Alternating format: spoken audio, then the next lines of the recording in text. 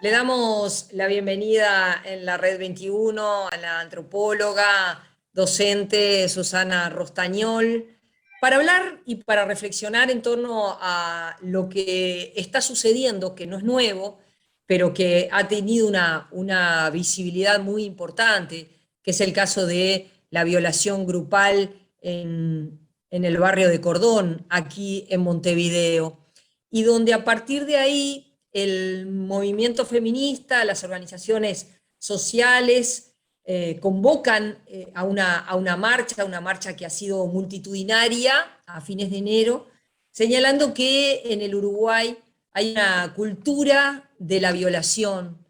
Y un poco empezar por ahí, Susana, ¿hay una cultura de la violación en nuestro país? Yo pienso que sí, que hay una cultura de violación, no en nuestro país, en toda la región, no me animo a decir en todo el mundo porque es un poco exagerado tal vez, pero eh, lo importante es pensar, bueno, ¿de qué hablamos cuando hablamos cultura de la violación? Hablamos de que puede haber una violación, bueno, sí, en el extremo, pero la cultura de la violación yo entiendo que deriva de las relaciones patriarcales que existen donde hay una dominación de cuerpos masculinizados sobre cuerpos feminizados. Y de nuevo, me importa mantener esa diferencia porque no quiere decir que los varones y todos los varones sean violadores y que todas las mujeres sean víctimas posibles, sino que son cuerpos masculinizados y cuerpos feminizados, como existe esa relación de dominación. Entonces, el extremo de esa relación de dominación es la violación, porque es la creencia de que esta persona no es una persona, sino que es un cuerpo sobre el cual yo puedo tener un poder absoluto.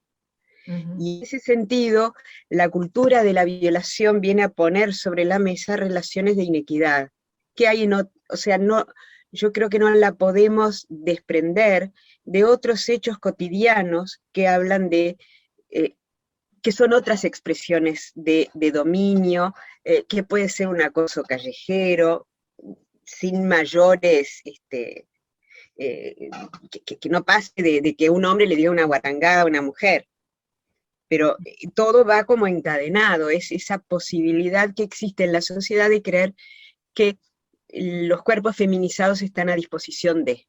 Cuando ocurrió este último hecho, inmediatamente salieron algunas voces dentro de la sociedad, y una de ellas fue la diputada de Cabildo Abierto, Inés Moncillo, que expresó que en nuestra sociedad los hombres están bajo libertad condicional. Incluso fue más lejos, dijo: yo le voy a aconsejar a mis hijos, a mis nietos, que graben sus relaciones para evitar ser acusados. Sí. Bueno, es una declaración que yo catalogo como muy infeliz y como una declaración de que refiere al no entender lo que está pasando. No es que los hombres estén bajo libertad vigilada, ni mucho menos. Es más, hay muchos hombres que están en contra de la cultura de la violación. O sea, acá no es un tema de hombres y mujeres, acá es un tema de determinada estructura social que habilita o que permite que existan esas violaciones. Que exista una violación o que exista una enorme cantidad de formas de acoso y abusos. Este, yo creo que lo que habría que decirle a sus hijos o sobrinos, a las nuevas generaciones, es que respeten a la persona con la que está, no que graben, que la respeten y que no hagan con ella o con él nada que la otra persona no quiera hacer. Así de simple. Se basa en que la relación sea respetuosa del otro, y si el otro o la otra no quiere, no quiere, y se acabó el partido, digamos. No hay que grabar, no hay que nada de eso, es simplemente respetar a la otra persona. Cosa que yo creo que también está en la base de esta cultura de la violación. Es una incapacidad de ver a las otras personas como mi igual, digna de los mismos derechos que yo y con la misma capacidad que yo para decir no, para decir sí, para desear, para no desear, en fin. Ujú. Si yo estoy con una persona y considero lo que la otra persona quiere, no voy a hacer lo que no quiere. Y de eso se trata. Hay hay una habilitación por parte de la sociedad. ¿Por qué es que ocurren? ¿Por qué es que Fiscalía plantea que de 2017 a la fecha hay 6.200 situaciones que fueron archivadas? Tengo entendido que próximamente Fiscalía va a estar dando algunos detalles de ese archivo. Hay más de 6.900 que están siendo investigadas, que están en estudio, pero hay otro tanto, 6.200 que fueron archivadas.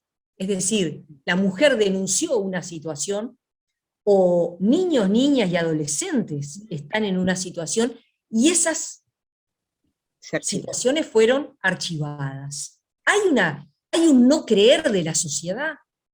Yo pienso que sí, que ese no creer de la sociedad tiene que ver justamente con que es un tema estructural, que tiene que ver con relaciones patriarcales, donde se presume que el varón actúa, o que los cuerpos masculinizados, vuelvo a eso porque hay, repito, hay varones que están totalmente en contra de esta cultura de la violación, y pero se tiende a creer, se ha naturalizado tanto que hay ese poder, porque es una relación de poder de última y de primera, no es un tema de sexualidad ni de erotismo, es de poder, de yo tengo el poder sobre. Y eso está tan naturalizado que no se perciben los elementos que hacen que a veces son muy gráficos, pero no se logran entender. Yo creo que pasan cosas similares con la violencia doméstica, ¿no? Donde también las mujeres denuncian y hay que mostrar pruebas, o sea, el relato nunca es considerado, digo, de nuevo, yo no soy abogada, así que puede haber matices y yo puedo estar diciendo algo que no es enteramente así, pero es como que el relato no es una prueba suficiente de que eso sucedió, y queda un relato contra otro relato, entonces se anulan. Ujú. Se esperan pruebas de distinto tipo y que es muy difícil darlas cuando la narración, el relato de la mujer ya está puesto en cuestión de entrada. Y ahí también creo que más de una se ha archivado por una presunción de que había consentimiento de Ujú. parte de la denunciante. Y ese es otro punto yo creo que muy importante, y es que, ¿qué significa el consentimiento? ¿No? Yo creo que claramente consentir en algo es, digamos, tenemos la posibilidad y la potestad de consentir cuando tenemos la libertad y la potestad de no consentir. Es decir, que si estamos en una situación en la que no consentir nos puede llevar a algo peor, hay un consentimiento, y lo pongo entre comillas, porque no es consentimiento, esto es la única salida que tengo. Si me sigo resistiendo, igual lo van a hacer y voy a salir más herida. Entonces, Ujú. todo eso está mezclado, ¿no? Hay una idea que es si la mujer no grita, no sé, no hace, está consintiendo. Y no es así, digo, no siempre se puede. Suceden cosas que lo inhabilitan, que no le permiten a la mujer no consentir, no tiene la posibilidad, o sea, no tiene las condiciones habilitantes para no consentir. Entonces, si no tiene las condiciones que la habiliten a no consentir, tampoco se puede hablar de que está consintiendo. Ujú. Entonces, todo eso creo que está mezclado en esta cantidad de casos archivados, en que además, repito, hay una naturalización, y creo que ahora que estamos hablando tanto, ni tanto, habría que hablar más, pero ahora que estamos hablando de este tema se está empezando a poner sobre la mesa de que no es lo natural, de que no tiene que haber esa permisividad de hacer lo que alguien quiere con el cuerpo de otra persona, ¿no? Digamos, se Eh, está cuestionando, se está interpelando esa cultura de la violación. Ujú. ¿Cómo? ¿Cómo viste? Porque también en todas estas situaciones juega un rol cómo los medios de comunicación difunden esta información, porque allí se generó toda una situación en donde por un lado estaba la situación de la víctima, pero por otro lado estaba cómo se hicieron públicos Sí. audios que lo que buscaban era cuestionar a esa víctima, y todo eso se discutió a nivel de los medios de comunicación. Me parece que eso justamente es una puesta en escena, en el sentido de puesta en acción, de lo que es la cultura de la violación. Es la cultura de la violación la que hace, la que permite que esos audios se difundan y que se empiece a cuestionar a la víctima, a cuestionar si la víctima es víctima o no, en vez de tratar de analizar los temas que están eh, que están íntimamente puestos en el momento mismo. O sea, se abre un debate porque, bueno, porque ya, digamos, la colectivización, la puesta en público de esos audios ya era con la intención de demostrar que no había habido violación. Y de ahí seguir. Entonces, es una manera también en que actúa esta cultura de la violación. Y podemos hablar de cierto pacto patriarcal que hay entre muchos y muchas, ¿no? Yo creo que el pacto patriarcal están, en ese pacto hay muchos hombres y muchas mujeres, menos mujeres, obviamente, y más hombres, pero también hay mujeres como la diputada que tú mencionabas, que forma parte de un pacto patriarcal, Ujú. porque eso no tiene que ver con el sexo biológico o con el sexo elegido que tengamos, sino que tiene que ver con las estructuras sociales que tenemos. Entonces, bueno, ese pacto patriarcal trata de defender el statu quo de dominio, de dominación de lo masculino sobre lo femenino. Y bueno, entonces, esos audios, esa, esa, esa difusión, lo que los medios empezaron a decir, de alguna manera era reforzar ese pacto, pero yo creo que por otro lado también se habilitó a entrar a hablar desde otros medios en cuestionar ese pacto, en cuestionar lo que sucedió y en cuestionar justamente también las acciones de los medios que tomaron un partido tan machista, diría, por decirlo con una Ujú. palabra simple. Ujú.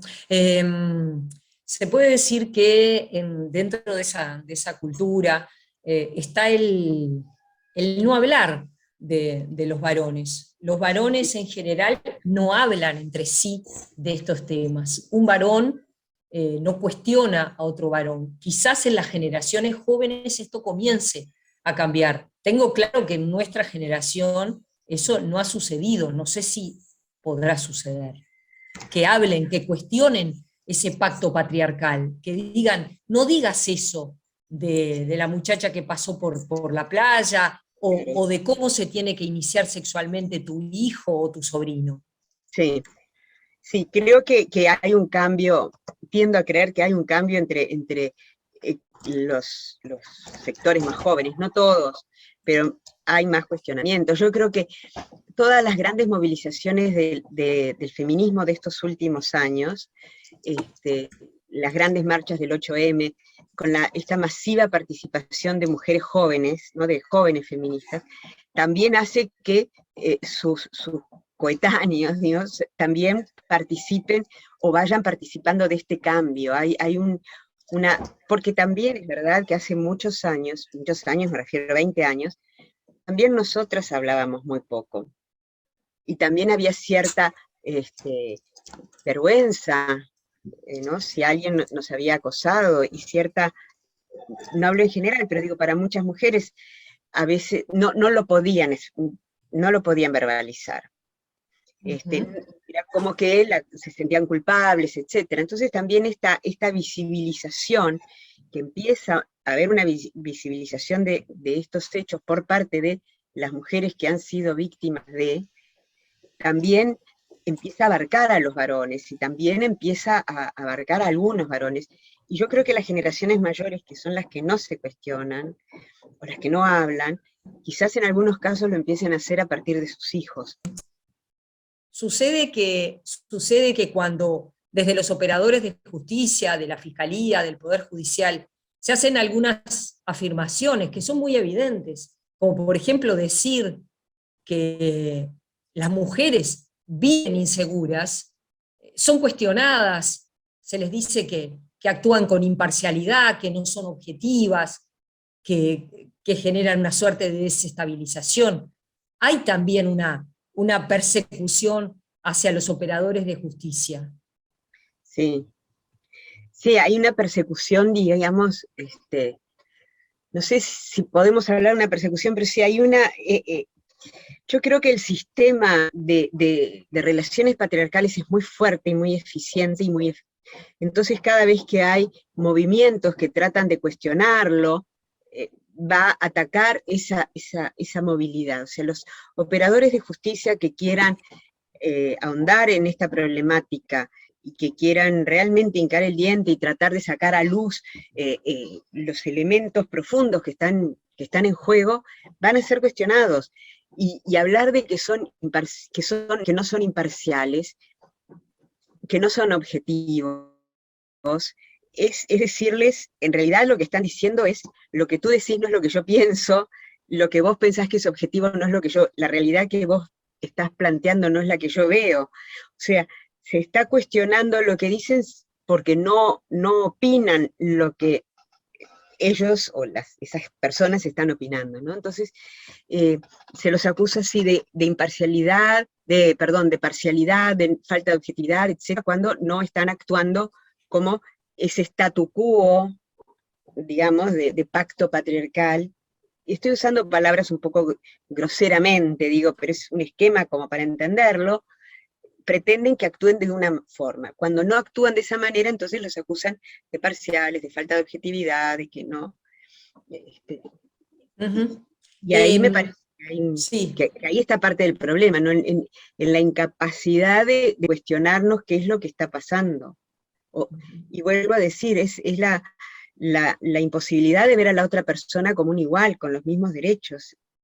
Ahí hay un punto que deberíamos cuestionárnoslo todos, ¿no? Es evidente que, bueno, que estas situaciones han planteado el tema para que sea debatido, y eso siempre es algo positivo. Eso es muy bueno. Yo creo que visibilizarlo, que esto pasa, que hay en el caso del Cordón, una mujer que yo no seguí totalmente el caso, pero sí la declaración de ella de que había aceptado ir a la casa del chico que había conocido y tener relaciones con él, pero se aparece un montón más. No hay derecho, digamos. También ahí lo que se está cuestionando, creo, es la capacidad de una mujer cualquiera, acá me quiero alejar del caso del Cordón, pero también se cuestiona en otros ámbitos la capacidad de una mujer de querer, el derecho de una mujer, diría yo, de sentir placer, de querer tener placer y de gozar, ¿no? Como que también atrás de eso está la idea de que los cuerpos de las mujeres y las sexualidades de las mujeres tienen que estar siempre al servicio del cuerpo masculinizado, ¿no? Digamos. Entonces también ahí cuando una mujer se sale de ese lugar, también es acusada. Entonces, porque parte de estas relaciones patriarcales están sustentadas en un control sobre los cuerpos y las sexualidades. No hablo de la sexualidad en su aspecto erótico, sino en el control de esas sexualidades y de esos cuerpos, que sean solo para la reproducción, o que sean solo para servir al varón, ¿no? Entonces todo eso también se está cuestionando, y eso, si vemos esta cultura de la violación, de alguna manera la podríamos llegar a articular con los grupos antiderechos, con los grupos antigénero, digamos, que cuestionan, es como la misma línea donde se trata de no permitir que haya una equidad entre todas las personas, ¿no? Digamos, es ese el punto que está atrás de todo esto. Por eso me parece que hablarlo y entrar a ver cómo una violación no es una violación simple, no es un hecho aislado, no es una relación interpersonal, lo será, y para las víctimas de una violación, vaya si es interpersonal, pero no es un problema de dos personas, o de tres, o de la manada que violó. Es un problema de la sociedad que se articula con otras formas, con otras manifestaciones culturales de la sociedad, con chistes machistas, con acoso callejero, con abusos sexuales en el mundo laboral, en fin, se va articulando con muchas otras expresiones que son, digamos, menos graves en cuanto a cómo inciden en la persona, en la persona, foco de la acción. No me gusta decir víctima, porque a veces víctima nos hace pensar en una pasividad, y las víctimas, que son víctimas, también son dueñas de palabra, porque a veces también esa ponerlas en esa pasividad también no se les reconoce el relato como propio, no se les reconoce, ¿no? La víctima tiene una agencia que a veces tarda en poderla ejercer, pero la tiene. Susana, gracias por la entrevista. Bueno, gracias a ustedes, y espero que sirva para poner el tema en debate y que la gente lo hable en sus casas.